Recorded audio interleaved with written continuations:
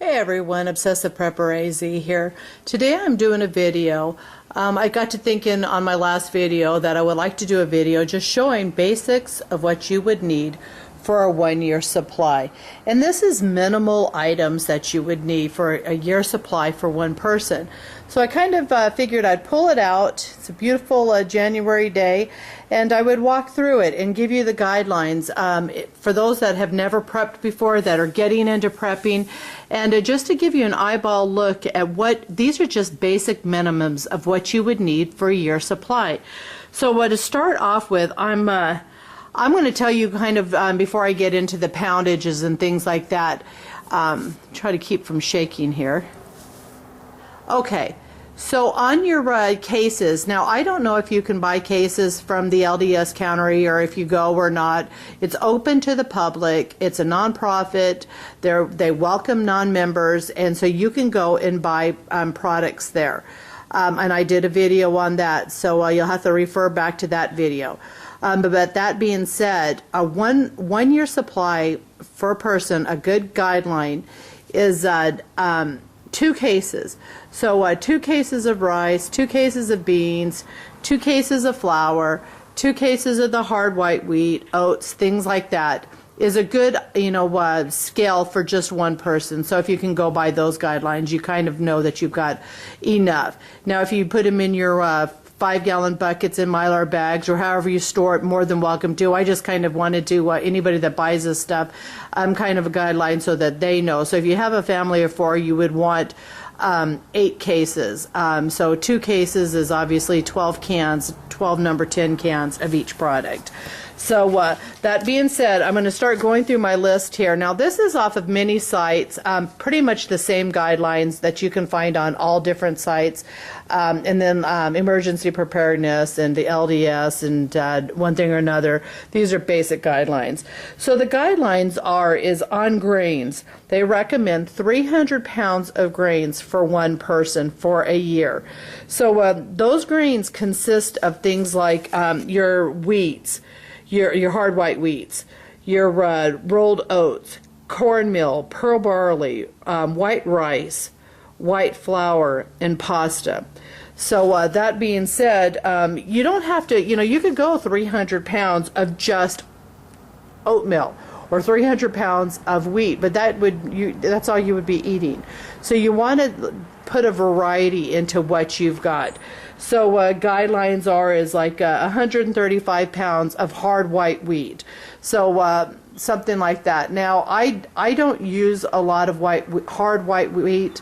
I store it. I do use it from time to time. I like my flour. I use it, I rotate it, and I buy a lot of it.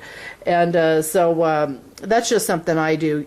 Everybody's different. Everybody's got their mills. They grind. You can do what you want to do. So their guidelines: 135 pounds of wheat, 30 pounds of rolled oats or quick oats. And so those 2 boxes there, one box is 14.4 pounds. Now, so 30 pounds is obviously two boxes. Cornmeal, they recommend 30 pounds of cornmeal. Now, if you don't use cornmeal and you don't have any recipes, then there's no reason for you to store this. Put in some extra oats or your flour, the products that you use. But that's, give or take, 30 pounds is 6 cans of number 10 cans, and that's how I store my cornmeal. Pearl barley, they're looking at guidelines of 3 pounds. So I just pulled that one number 10 can out there so you could see. Then also on white rice, their recommendations is 60 pounds of white rice. So right there, 2 boxes is give or take 65 pounds. So one box is 32.4 pounds. 5.4 pounds per number 10 can. Now you're more than welcome to put them into mason jars or 5-gallon buckets with your Mylar. It's whatever works for you. I'm just kind of wanting to show you guidelines of what is recommended for these different ingredients. Enriched white flour, they recommend 12 pounds. Now, like I said, I use a lot of white flour, and life expectancy on flour is anywhere from 7 to 10 years. Now, it depends on how you're going to store it. I turn so much flour every year. I do a ton of baking, so I have a lot of the white flour on hand. Now you could buy bags of it and freeze it, do whatever you want, but again, this is guidelines of how much flour you want. Those 2 boxes of flour, just to give you an idea, is 24 pounds. Let's see if I can get in there. 24 pounds. So it's almost 50 pounds of flour sitting in those 2 boxes of number 10 cans of flour. And then also on your pastas is another part of your grains. So something to think about. Now you can store pastas in mason jars, number 10 cans, Mylars. The one thing that I've watched on several videos is, and I've never stored a lot of it, what I do store, I turn, is egg noodles. There was a, I think it's Technician 775 or Engineer 775. Anyways, he had stored, oh no, excuse me, Delta 69. He had stored long-term egg noodles and pulled it out and showed you the difference in what the product breaks down. So egg noodles do not store, because of the eggs, so much as your macaronis, your spaghettis, and all your other pastas. So the guidelines on the pastas are 30 pounds of pasta. So in those 6 cans, in those 6 number 10 cans, I've got, give or take, 30 pounds of pasta. So I pull that out there. I've got 3 cans of macaroni, 3 cans of spaghetti, and that would be your 30 pounds. Now, I just pulled out the mason jars because I was going to show you like all the different basic pastas that you can store there. Bow ties, the rotini, the basic macaroni. So it's however you want to store it, but their guidelines are 30 pounds of the pasta. Now, like I've told you, I use mason jars all the time. I like having my mason jars because I see what's in there. And so on my everyday shelves in my cupboards and things, I have a ton of mason jars. What I'll do is I'll open up the number 10 cans and I'll pour them into my mason jars, and that's how I rotate it. So when I get down, I'll go and use the cannery and put more noodles into the jars. Okay, so that was your grains. Okay, so moving on is your legumes, your beans. And their basic guidelines on beans is 60 pounds of beans per person for 1 year. So beans, you can do pinto beans. Now this one box here of pinto beans is 31, excuse me, sorry, I'm trying to read and show it at the same time, 31 pounds of beans. So if you had 2 boxes of pinto beans, that would be your year supply for 1 person. So that's why I keep saying go, figure 12 number 10 cans if you're using the number 10 cans. But then different guidelines on beans. I've got here, I store the Honeyville products, and these are their dehydrated beans, so they reconstitute real quick. But you could also, in Mylar bags or in jars, you could do black beans, navy beans, red beans, northern beans, kidney beans, whatever you want. I've got in these cans here, I've got the 16 bean mix, the 7 beans for soup, and then this is the 15 beans, and you can put these in Mylar bags, and I put them in my food saver bags and then put them in Mylars. So I've got a bunch of those also. But if you think about it, one of those bags is 1 pound 4 ounces of the try to get this better here. Okay, so one of these is 1 pound 4 ounces. And so if you think about it, if you were just going to store 15 bean soup mix, you would need 60, give or take 60 packages of these beans for a year supply. Now, if you're thinking like 52, yeah, you would need at least 60 of them. Now, the reason why you want to store different kinds of beans is because you can make different products out of beans. So the basic guidelines in most of the sites are the pinto beans, because you can make breads and bread flours and things like that from pinto beans. There's several recipes out there. I believe Bayer Prepper was the one that did a pinto bean bread. So if you check her video out, it's BEXAR Prepper. And then, like I said, she does a pinto bean bread. 60 pounds of beans. Now we're going into fats and oils. Here, their recommended thing on fats and oils is 20 pounds. On those 2 cans of Crisco, I've got 9 pounds of Crisco sitting there. Now you can also store liquid Crisco, you can store your olive oils, and then people don't think just on top of the fats and oils, you can have things like mayonnaise and salad dressings, peanut butters. Peanut butter's half protein, half fat, so you can figure that into your diets. So 20 pounds, yes, for cooking, for frying, for breads. And then I also tell everybody, do not throw your Criscos away, your liquids or your solids, because that's something that you could always use an SHTF situation for lanterns. There's several videos out there where gentlemen have put wicks inside the Crisco and use those as lanterns. You can look that up on YouTube. Also making oil lanterns from the olive oils or your Criscos and water with a wick. So, you know, rancid, yes, it might not smell so good, but, you know, as you're turning product over the year, instead of just throwing it out, maybe stockpile a little bit of that oil versus getting rid of it if you haven't used it. So, just a thought. Again, 20 pounds of fats and oils. Okay, now we're moving on to your sugars.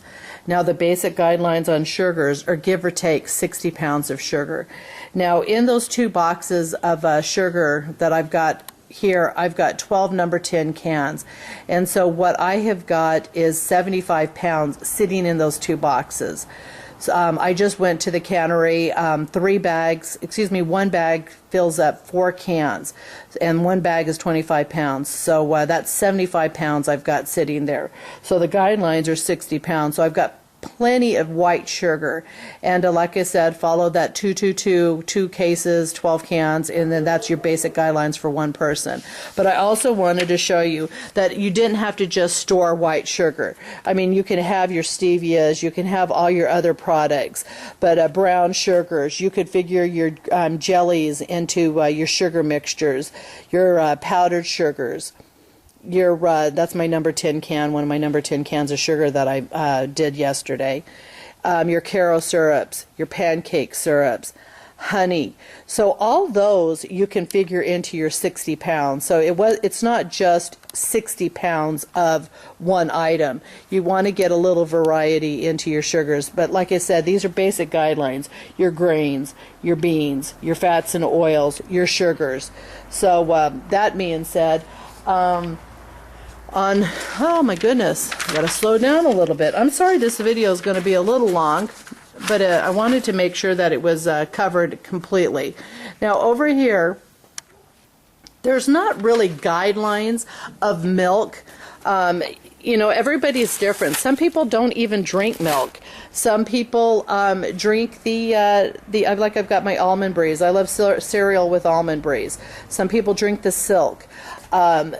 You know, I do store the Morning Moos and the Honeyvilles non-fat dry milk. I don't put them into 5-gallon the buckets in the Mylar bags because I don't use a lot of it. If I'm going to bake, I'll use some of it, but I use more than anything the evaporated milks. In a food storage kind of situation, if you've got potatoes that you want to reconstitute with water and milk, you can always use your evaporated milk. If you're doing things like chicken a la king, where you're opening up a jar of your chicken and your dehydrated vegetables, chicken stock, and a little bit of the evaporated milk. So I store probably more than anything the evaporated milk, but you have sweetened condensed milk, so that could fall into the lines of milks and also into your sugars. So you know, that's a thought.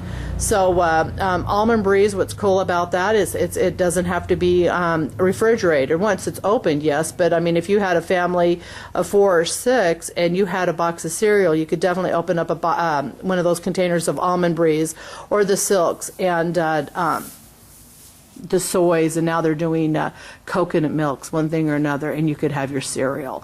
So kind of wanted to, you know, cover that. They basically say 52 cups for one person for a year, so that's their average of. Their recommendations on the sites are like 12 cans of evaporated milk. Now I use way more evaporated milk than that, and I store more than that. Okay, going to salt. Guidelines are 8 of these containers of salt. Now there's, Himalayan salts, sea salts, one thing or another. So it's what you want. If I store, these are inexpensive. SHTF situation, this is 1 pound, 10 ounces. So they're saying 8 pounds of salt. So if you want to store Himalayan salt or sea salt, that's your choice. So, that's what I've got. I've got a ton of them up into my cupboard, and you've got to remember putting salt into your diet. Now, I haven't even covered things like yeast or baking powder, things, leavening agents for your flour to be able to make bread. But you'd want, I don't have it out here, 1 or 2 pounds of dry yeast. Baking soda, they're saying 1 container. Now I bump that up a couple and I have a ton of it in food storage and in my medical cupboard, because you can use that as a toothpaste or gargling, one thing or another. Baking powder, they could say 2 containers. So it's whatever you want as far as your guidelines on that. They say 2 number 10 cans of butter powder, 2 number 10 cans of egg powder, 1 can of cheese powder. So you've got to mix it up. But this is just the basic guidelines of your grains, of your sugars, your salts. And if you have this, there are several cookbooks out there that will show you different things that you can make with just these ingredients. So I hope you enjoyed the video. I know it's long, I'm sorry, but I just kind of figured with new preppers to give them guidelines, to give them ideas of how much actually one person, because when people look at your food storage and they see all those cans or all that product, they're like, oh my gosh, you've got so much. And well, yeah, it is, but when you're trying to worry about a family of 4 or family of 8, you've got to multiply all these boxes, all these containers. And so yeah, it does stack up. But if it's just a lot of food, but it's something you have to keep rotating. Calmly here, I got a question from somebody that was one of my subscribers that was, what's the difference between a prepper and a hoarder? Because a lot of people maybe consider this as hoarding. I don't consider this as hoarding. A hoarder is somebody, as far as I'm concerned, that buys things because they feel like they need it. It stacks up and stacks up. They have no idea what they have. They spend money on stuff or collect stuff, and I know hoarders. I've got somebody that I know that you can't even get into their bedrooms because they've got Rubbermaid containers of toys that they've stored for years. I mean, every time they go somewhere, they pick something new up. And to me, that's what a hoarder is. What a prepper is, as far as I'm concerned, you're prepping for any kind of situation, be it a loss of job, an SHTF situation, a monsoon, a hurricane. A prepper is somebody that is concerned for their family, that wants to take care of their family, and they don't want to have to worry about taking care of their family. They want their family provided for. And you've all looked into my videos. You all know that I am very OCD. I organize everything. I am far from a hoarder. So I don't know if the question was a remark, that thinking that we're hoarders because we're preppers. But I just wanted to answer that back to the gentleman or a lady that asked that question.